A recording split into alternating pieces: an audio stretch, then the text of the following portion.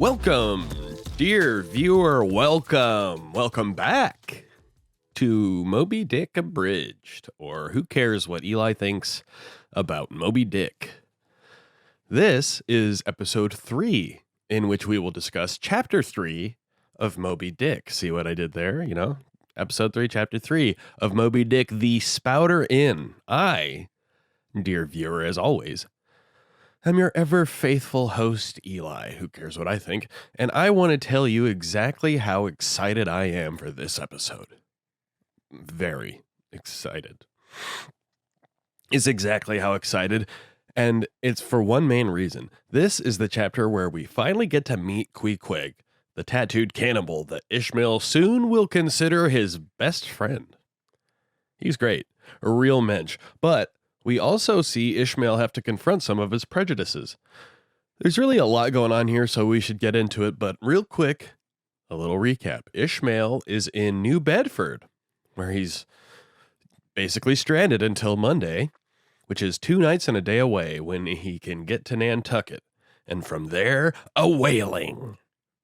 In the previous chapter, he wandered all around a dark and mostly deserted part of town, and passed many inns that looked too expensive before finally finding the Spouter-Inn, where he has resolved to seek lodging. And with that, dear viewer, let's get underway in our discussion of Moby-Dick Chapter 3, The Spouter-Inn.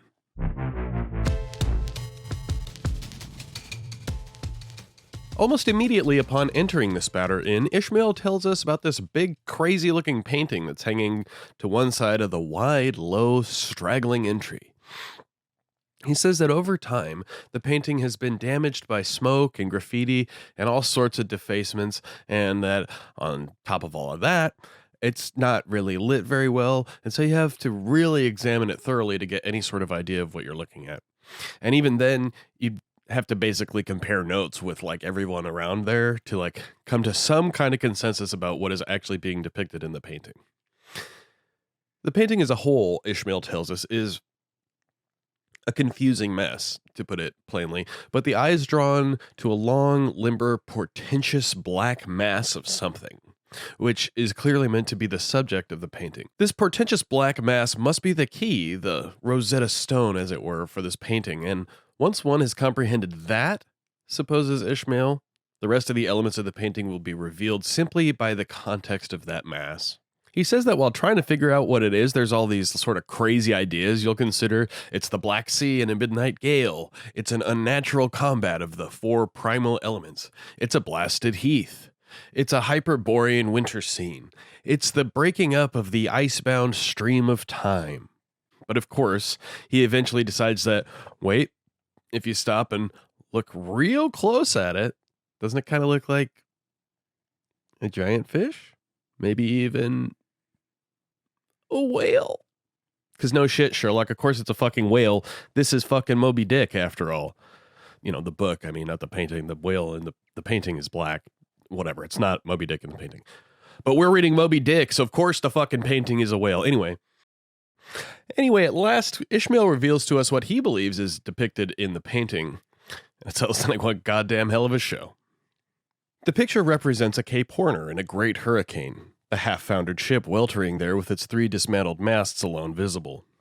And an exasperated whale, purposing to spring clean over the craft, is in the enormous act of impaling himself upon the 3 mastheads. Sounds like it must have been quite a sight before it was essentially destroyed through neglect and outright vandalism. Interesting, isn't it, to have a discussion of a painting in a book? I think that's sort of like a hallmark of postmodernist fiction, isn't it? Including like other forms of media in the prose, like in Pynchon, for example. You'll often get little snippets of songs that are played on the radio spliced into the text. I don't know, maybe I'm drawing some sort of false equivalence, but that section seems pretty ahead of its time, if I'm not. Anyway, I mean, whatever the case is about this particular passage as it relates to postmodernist fiction, Moby-Dick is way ahead of its time as far as its social commentary. I think it bears repeating here that this book was published in 1851, which is 10 years before the American Civil War, and that obviously was a time of publicly accepted outright hyper-racism. not to mention slavery and whatever sort of bullshit was going on in the North, which, couldn't have been as blameless and righteous as we'd all like to believe, could it? I mean, shit, they didn't let black people vote or anything, did they? I honestly don't know if any state did prior to the 15th Amendment, but whatever. The point is, this book is extraordinarily progressive for its time, and in some ways, even for today, to be honest.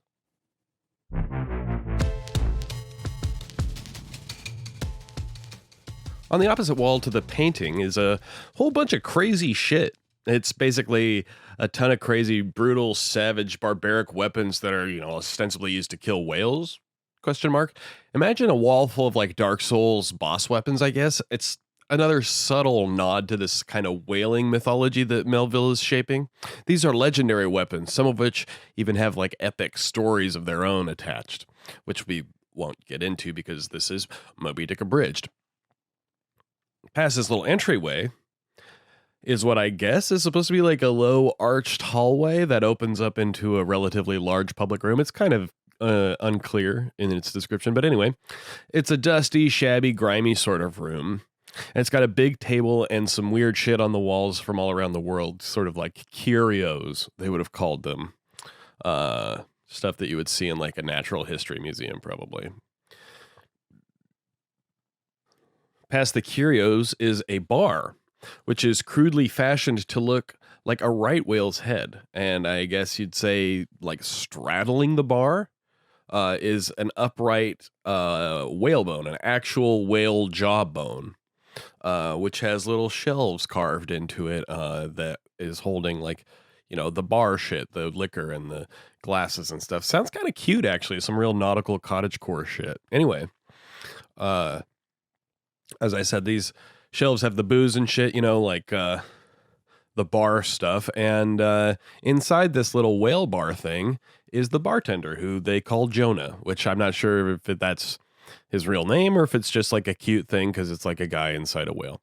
Anyway, Ishmael ain't trying to talk to fucking Jonah. He wants Peter Coffin. Remember him from the fucking sign? The landlord.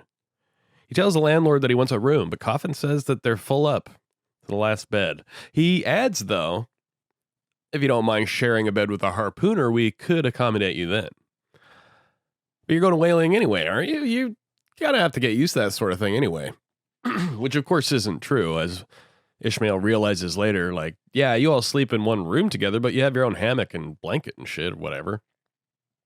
And Ishmael's I don't really prefer to share a bed with anyone. If I were to do so, it would depend on who the harpooner was, and so forth and so on. But finally, he's yeah, I guess, since you have nowhere else for me, I'll share the harpooner's bed. And Coffin's I thought so. You want some supper? Supper will be served directly. Hope you want some fucking supper.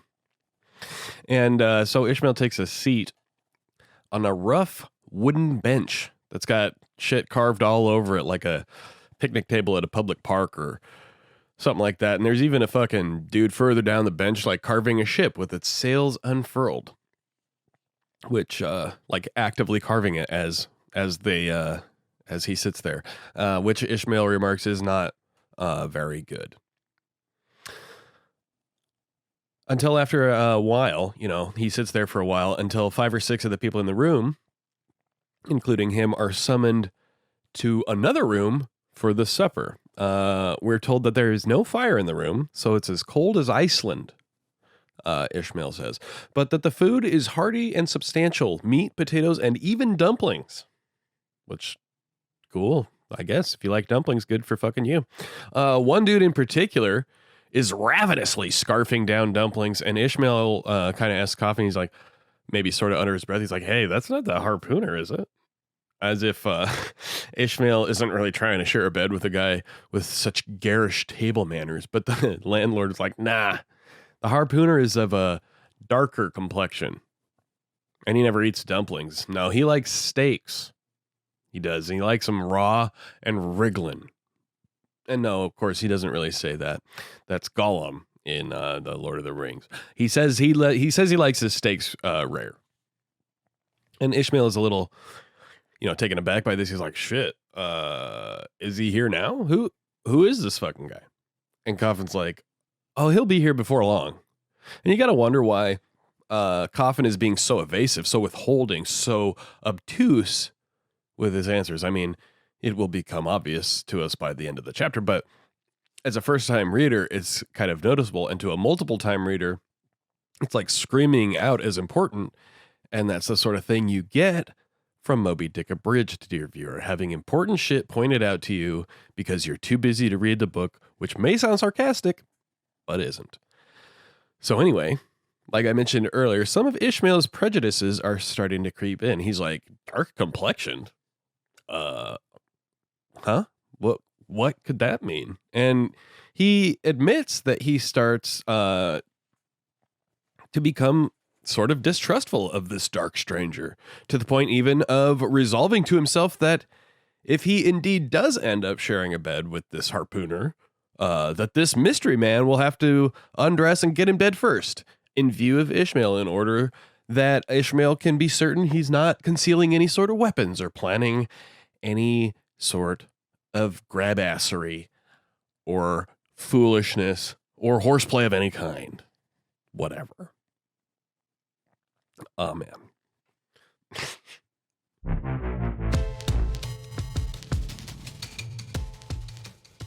After supper, Ishmael and the rest of the diners head back into the public room. And since he's got nothing else to do, he decides that he's going to just sit back Strider style in the prancing pony and observe the happenings in the Spouter-Inn. The first thing that happens is some ship arriving after being gone for 3 years. The ship is called the Grampus, according to Coffin, and it returns with a full ship and news from the Fijis, which is spelled F-E-E-J-E-E-S, as opposed to F-I-J-I, as it would be now. I guess Fiji is an archipelago, probably, duh. I mean, most, whatever. We'll have to look at a map for that. They hear the sailors from outside making a shitload of noise, as they would, and they finally burst through the door with icicles in their beards and looking fucking ragged as shit. So they make their way straight to the bar, obviously, since they literally just got off their ship, and this is the first place they've been on dry land since getting paid. Presumably they got paid. Otherwise, I don't know how they're going to pay for anything, you know?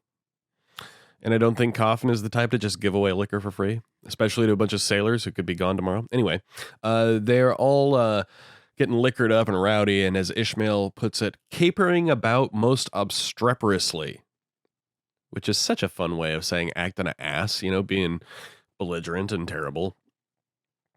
But there's one of them, though, who was like more reserved, more dignified than his shipmates. And since Ishmael tells us this man will eventually be his own shipmate on the Pequod, though not his sleeping mate, so no, this is not the harpooner.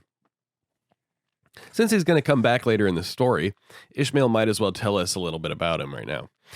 He was 6 feet tall, with noble shoulders, Ishmael says, and a chest like a cofferdam, which I don't know what that is, but if he's got a chest like a dam, that sounds pretty fucking big. He's basically built like a brick shithouse, and Ishmael has seldom seen a man of his considerable bulk.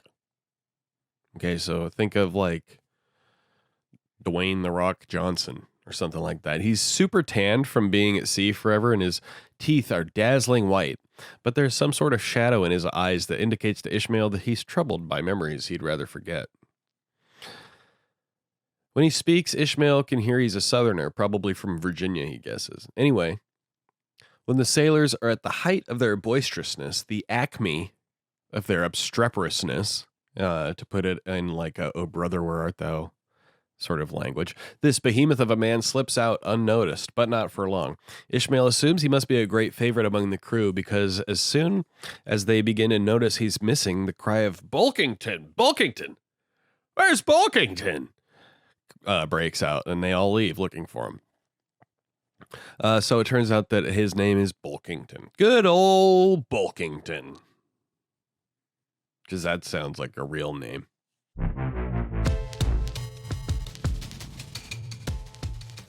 So it's about 9 o'clock when they notice that Bulkington's gone and clear out, and Ishmael is left with little to distract him. from his apprehension over sharing a bed with the mystery harpooner. He's really nervous about it, and he keeps vacillating back and forth about it, like a contestant on Fear Factor or something who's about to eat like a deer penis or some shit like that. And they're like, I want the money, but I don't want to eat a deer penis, you know, same sort of thing. I want to sleep in a bed, but I don't want to share it with some stranger, you know, same basic thing. He realizes finally that what Coffin said about sharing a bed when at sea is nonsense. And so he's like, landlord, I changed my mind. I'm just going to sleep on the bench here. So good old Peter Coffin Tail,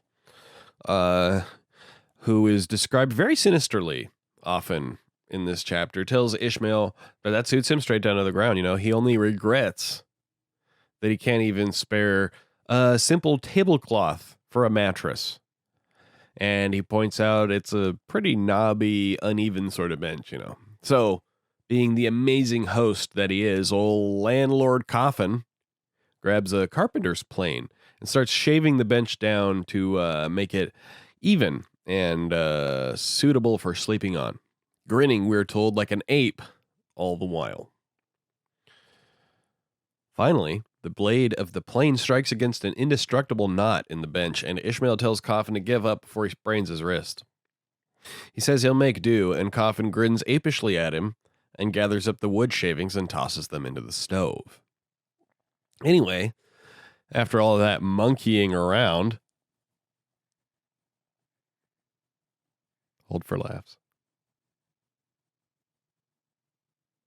Ishmael realizes that the bench isn't actually big enough for him to sleep on, and the other furniture in the room isn't suited to pairing with it either. He's basically got a bunch of mismatched shit, and one's too tall and the other one is too narrow, and basically it's not gonna fucking work at all, because even if he could figure out some sort of fucking Rubik's Cube arrangement or something like that with the furniture that he could actually sleep on, it's all drafty and shit in the room, so it's really out of the question. Then Ishmael starts to consider that he could just go to bed right now before the harpooner even gets back and bolt the door closed and just not open it until morning. But he realizes that the harpooner could easily, you know, just post up outside his door and like beat the shit out of him when he comes out. So he's stuck. He just sits there and waits because he figures he has no other choice. And while he's waiting, he starts to realize that he might be being a little hasty with his judgments about the harpooner, cherishing unwarrantable prejudices against him. Thinks I'll wait a while. He must be dropping in before long. I'll have a good look at him then, and perhaps we may become jolly good bedfellows after all. There's no telling.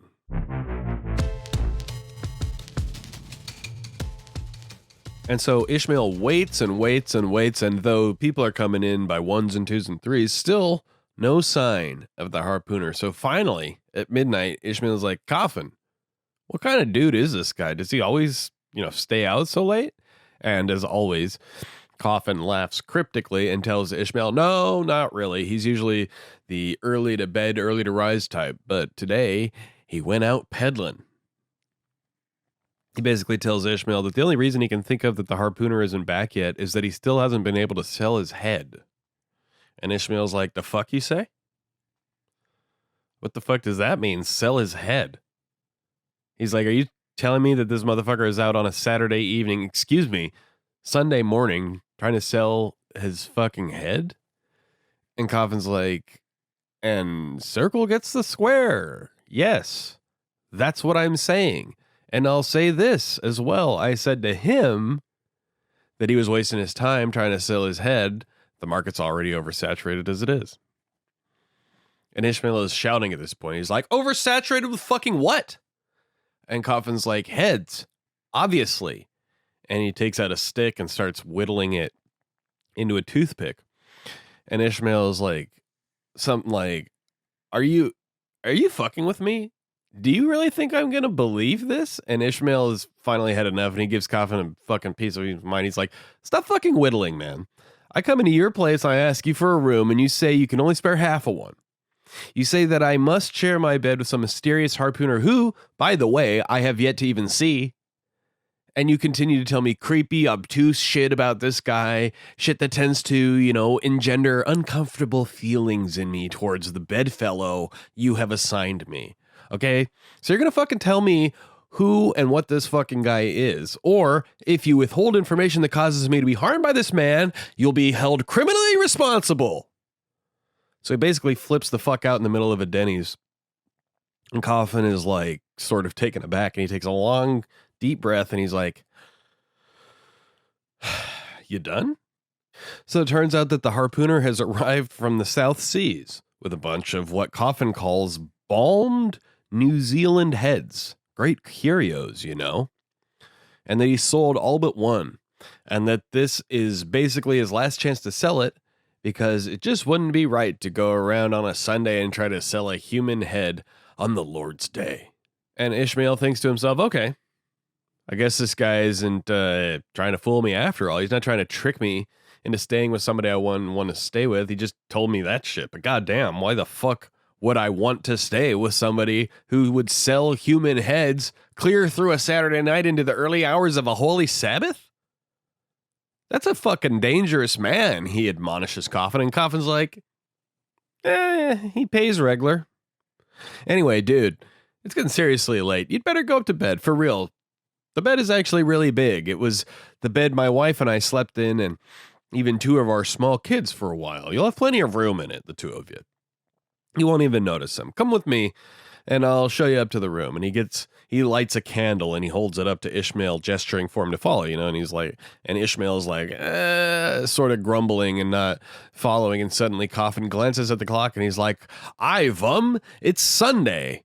And I just have to take a second here and ask the question that must be on everyone's mind. What the fuck does mean?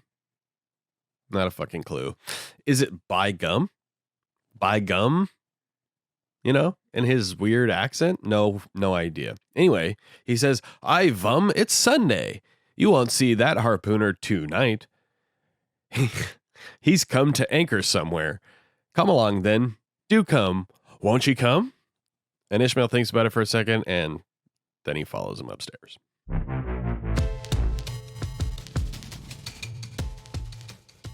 So they get into the room, and Ishmael sees the bed, and he's like, okay, it actually is pretty big. Nice. And while he's looking around, Coffin is like, make yourself comfortable. Good night.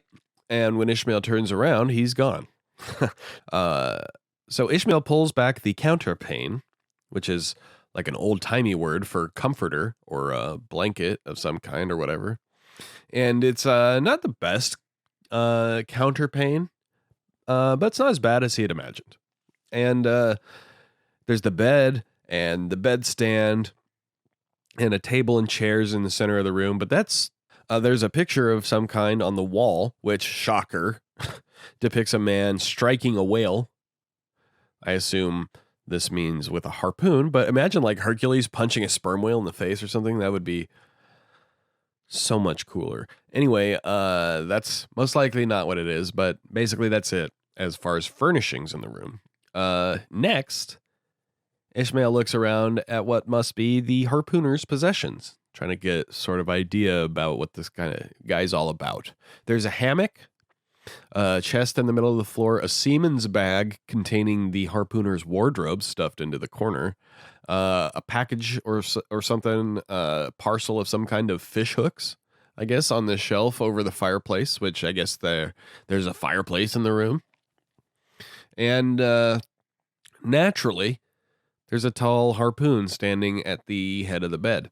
He sees some kind of garment that belongs to the harpooner. He picks it up, can't figure out what the fuck it is, tries it on, still can't figure it out, and catches a glimpse of his reflection and thinks that it looks so crazy that he takes it off so fast he hurts his neck, which is like a super strange, sweaty, try-hard reaction to your own reflection in a room by yourself. But whatever, that's old Ishy.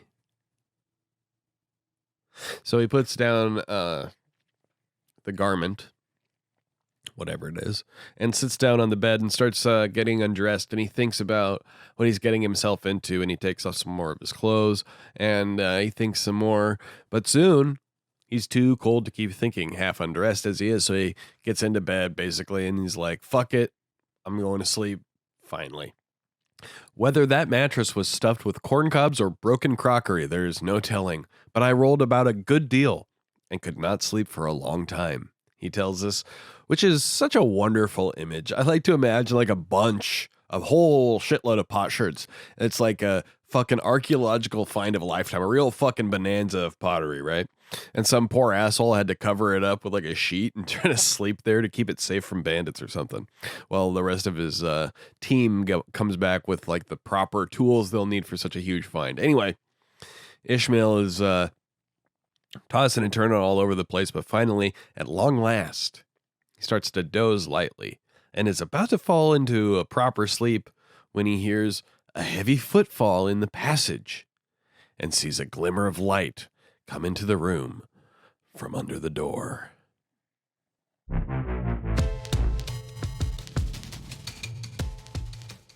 So now Ishmael is in the truly unenviable position of having gotten exactly what he wanted. He waited and waited for the harpooner to arrive, and now he has. And Ishmael feels suddenly like the dog that catches the car it's been chasing. Suddenly, he's not so sure why he wanted it in the first place. Lord save me, he thinks, and he resolves to lie perfectly still and pretend to be asleep. And who hasn't had to pull that trick when they were staying over at a grown friend's house and their friend's dad is yelling at them about having a hamburger wrapper balled up on the floor of their car? Their friend's car, not their dad's car, I mean. Seriously, that happens literally every day. How many movies have featured that very relatable situation? Probably a good 85 to 95% of them, I'd wager. Dollars to donuts, which, given the current strength of the yen, is like... I'm just going to let you finish that joke. It's not funny anyway. And yes, that really did happen to me. And no, I'm not just saying that it was my friend getting yelled at when it was really me. I wish I was, but no. It was just as awkward and incomprehensible as it sounds. Anyway, that's what Ishmael's planning to do, basically. He's going to lie there and try to slow down his breathing and portray sleeping convincingly to avoid getting dragged into some weird argument between a 20-year-old man and his father. And then comes the moment of truth. In walks the mysterious stranger who Ishmael has spent most of the evening obsessively worrying about. And with every layer of Coffin's obfuscation he peeled back, he became more and more and more uneasy about. At last, that man has arrived. He walks in with a candle in one hand and the New Zealand head in the other, and frustratingly, without even looking at the bed, he puts the candle on the floor. And you have to remember that this is the time before electricity was in buildings and shit. At least, I think it was. Certainly before the incandescent light bulb. Right? Point is, you got to think of like A Christmas Carol, Ebenezer Scrooge candle holder with the cute little tray with like a finger hole and the little spike on it that you like stick the candle on and it like holds it there. He's got something like that, and he like sets it on the floor in the corner with the bag in it, and it's too far away for Ishmael to get any benefit from the light. And besides, the harpooner's fiddle fucking around with his bag trying to get it like untied so he can get something out of it. And of course, Ishmael is eager to see what this fucking mystery man looks like after hours of wondering, but dude is occupied with the bag for quite a while. Finally, at last, he gets the bag open and turns around, and god damn, what a fucking sight. Such a face! It was of a dark purplish yellow color, here and there stuck over with large blackish looking squares. Yes, it's just as I thought. He's a terrible bedfellow. He's been in a fight, got dreadfully cut, and here he is, just from the surgeon. But at that moment, he chanced to turn his face so toward the light that I plainly saw they could not be sticking plasters at all, which I guess must be some kind of old-timey bandage or something, those black squares on his cheeks. And Ishmael's right. It's not sticking plasters, whatever those are. The harpooner is tattooed all over his face with like a checkerboard of black squares. Ishmael remembers a story he heard about a white man, a whale man to boot, who, while sailing in the South Seas, fell in with the cannibals and returned tattooed according to their customs. And he's like, holy shit, did that happen to this guy too? But of course, it's like way worse than that. Not really worse, but like In the wild imaginings of Ishmael's paranoid fear of this man, it would seem much worse to him. Of course, this man is a cannibal, but Ishmael hasn't realized that yet. Anyway, in all this time, which probably wasn't actually all that long, really, but it's like dilated in Ishmael's perception because of the fear and anticipation. In all this time, the harpooner still hasn't noticed Ishmael in the bed, and at last he finishes fumbling around in the bag, and he pulls out a sort of tomahawk and a sealskin wallet with hair on it.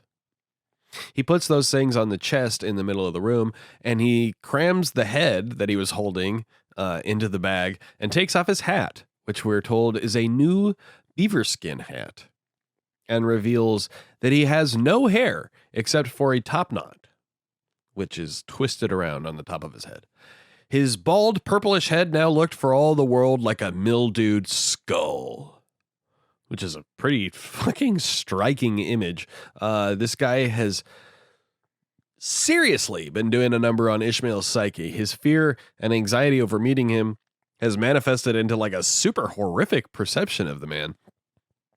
Keep that in mind, as we go on through the book, how utterly off base Ishmael was about this guy at first. He's so scary that if he weren't between Ishmael and the door, Ishmael would run out of the room. Bed be damned. In fact, he considers jumping out of the window, but he's on the second floor and he's not dressed. And who could forget about old Euroclydon outside?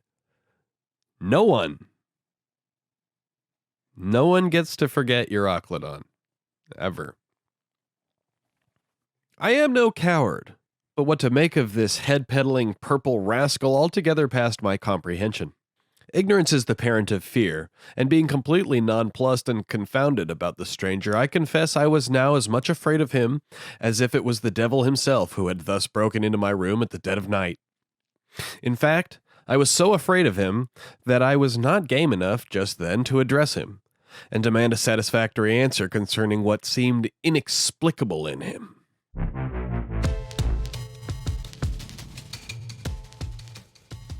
I think it's so interesting that Ishmael has all these extreme feelings and fears and all this trepidation about Queequeg, which is the harpooner's name, and we're just going to call him Queequeg from now on and be done with the mystery.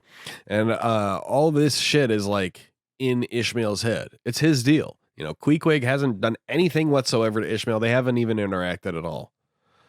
If anything, I mean, Ishmael's the one being dishonest and untrustworthy. He hasn't even revealed that he's in the room to Queequeg yet. Although maybe he thinks Coffin told him, although I doubt it, because I think he thinks Coffin went to bed. Anyway, Queequeg hasn't done shit to him. They haven't interacted. Like I said at the beginning of the chapter, Ishmael is confronting a lot of his own prejudices, which, of course, will prove to have been essential to him later in the story when he's on the ship and surrounded by men unlike himself. Hashtag character development. Hashtag anime story arc. But I just love the juxtaposition of Ishmael's perception of him as this terrifying madman. Meanwhile, Queequeg is just getting undressed because he's about to go to bed. He takes his clothes off, and finally Ishmael sees that the tattoos on his face actually cover his entire body. And he realizes this is not some white man who lived among the cannibals. This is the genuine article. This is a genuine man-eater. And at this point, he's genuinely freaking the fuck out. It was now quite plain to me he must be some abominable savage or other, shipped aboard of a whaleman in the South Seas, and so landed in this Christian country. I quaked to think of it. A peddler of heads, too. Perhaps the heads of his own brothers. He might take a fancy to mine. Heavens, look at that tomahawk! But before Ishmael had time to tremble and quake about the tomahawk, Queequeg pulls something out of the pocket of his coat, which he had hung on a chair. It's a little sort of fetish, I guess, a small religious idol of some kind, made of shiny dark ebony wood. He places the shiny black figure in the grate of the fireplace, which is all coated in soot, which Ishmael thinks is somehow appropriate for an altar to this dark deity. And he pulls some wood shavings out of another one of the coat's pockets and scatters them around in front of the idol, under the grate in the fireplace, and he lights the shavings on fire with the candle. He puts a little piece of a biscuit or something on top of the shavings as a sort of an offering to the idol. And eventually, he sticks his fingers into the fire a couple times. He's trying to pick up the biscuit, but it's too hot to handle at first. And he pulls the little burnt biscuit out, and he sort of offers it physically to the figure, in a gesture of he puts it up to the mouth of the figure. But Ishmael guesses that the idol didn't approve of the offering because he didn't see the mouth open even a little bit to accept it, which is obviously facetious comment, but it's fun. I like that. I like that little commentary there. And in any case, the ritual is completed, and Queequeg sort of unceremoniously just grabs the fucking idol haphazardly out of the fireplace and stuffs it back into the coat pocket like it isn't anything at all, and takes the tomahawk, and he puts one end to his mouth and lights the other end with the candle and takes a deep breath and exhales a big cloud of tobacco smoke and reveal, that's right, the tomahawk is a pipe, which is pretty dope. Almost some shit out of Pineapple Express. Anyway, as soon as Ishmael realizes that, Queequeg leaps into bed with him.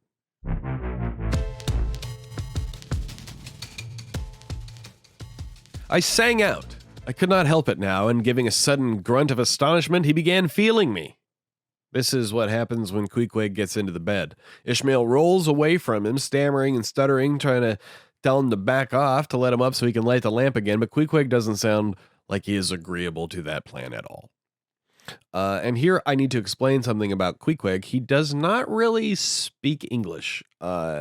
He can sort of get by, but he speaks what I guess would be considered Pidgin English. A Pidgin language is a grammatically simplified form of a language. It is used to facilitate communication between people who don't speak a common tongue, and I assume that would be especially useful to a sailor who goes all over the world but doesn't stay long enough to really learn the language. Anyway, Queequeg is like, "Hooey debble you? You no speaky dammy I killy." So he's like, basically, "Who the devil are you? You didn't say shit this whole time? What the fuck is your problem? Damn you, I'll kill you." Basically. And Ishmael sees the embering cherry of the tomahawk start swinging around in the darkness, and he screams out, "Landlord, for God's sake, Peter Coffin, landlord, watch, Coffin, angels, save me." Which is just a fantastic line and an appeal, to fucking anybody who can hear me of this world or the next. Fucking help me. There's a fucking tomahawk wielding cannibal in my bed. And Queequeg's like, "Speaky, telly me who be or dammy I killy." And he's swinging the pipe around, and ashes are fucking getting everywhere, and Ishmael's starting to worry that the bed might fucking catch on fire if this keeps up. But finally, Coffin opens the door and intervenes, and Ishmael leaps from the bed like Jesse Owens and runs over to the landlord. And he's like, "Don't be afraid now." Grinning as usual. "Queequeg ain't gonna hurt you." And Ishmael's like, "Wipe that goddamn fucking shit-eating grin off your fucking face, Coffin. Why the fuck didn't you tell me that this goddamn harpooner is a fucking cannibal?" And Coffin's like, "Dude, I thought you knew. I told you he was selling fucking shrunken heads, bro. Where do you think he got them from? But seriously, don't worry about it. Go to sleep, man. Here, I'll talk to him for you. Put your mind at ease. Queequeg, look here. You sabby me, I sabby you. This man sleepy you. You sabby?" "Me sabby plenty," grunted Queequeg, puffing away at his pipe and sitting up in bed. "You getty in," he added, motioning to me with his tomahawk and throwing the clothes to one side. He really did this in not only a civil, but a really kind and charitable way. I stood looking at him a moment. For all his tattooings, he was on the whole a clean, comely-looking cannibal. What's all this fuss I've been making about? Thought I to myself. The man's a human being just as I am. He has just as much reason to fear me as I have to be afraid of him. Better sleep with a sober cannibal than a drunken Christian. "Landlord," said I, "tell him to stash his tomahawk there, or pipe or whatever you call it. Tell him to stop smoking, in short, and I will turn in with him. But I don't fancy having a man smoking in bed with me. It's dangerous, and besides, I ain't insured. This being told to Queequeg, he at once complied, and again politely motioned me to get into bed, rolling over to one side as much as to say, I won't touch a leg of ye. Good night, landlord, said I. You may go. I turned in and never slept better in my life. And that is how Chapter 3, The Spouter-Inn, ends, dear viewer. And it's a great example of why I love this book so much. The man's a human being just as much as I am. I love it. And like I said, this book is from 1851, so that sort of sentiment was far from in vogue. But goddamn, y'all, what a chapter. We had the crazy painting of the whale impaling itself on the masts of a sinking ship. We met Peter Coffin, the proprietor of the Spouter-Inn. Ishmael had supper. Ishmael worried about where Queequeg was. Some other sailors came into the Spouter, and we briefly glimpsed Bulkington for the first time. Ishmael worried about who Queequeg was. Coffin planed the bench. Ishmael finally agreed to go to the room. Ishmael looked at Queequeg's stuff and got into bed. Queequeg finally arrived. Queequeg performed his ritual. Queequeg finally met Ishmael. Coffin intervened, and at last, Ishmael realized he was being a fucking cunt and gave Queequeg the same benefit of the doubt that he himself would feel he deserved, and got into bed. And we all learned a little bit about humanity along the way. And that, dear viewer, is where we will leave things with this episode.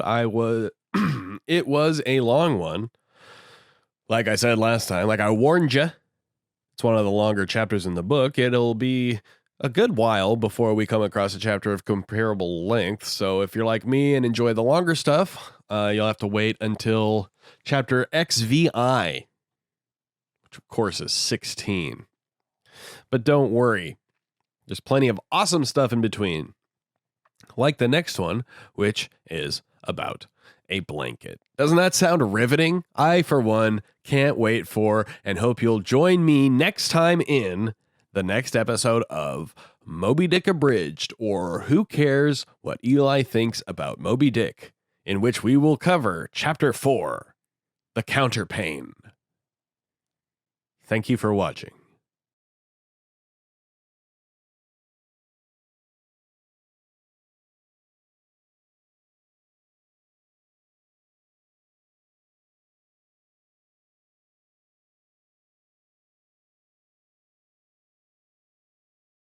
Only problem is that the bed is super fucking uncomfortable. Whether that mattress was stuffed with corn cobs or broken cockery, there...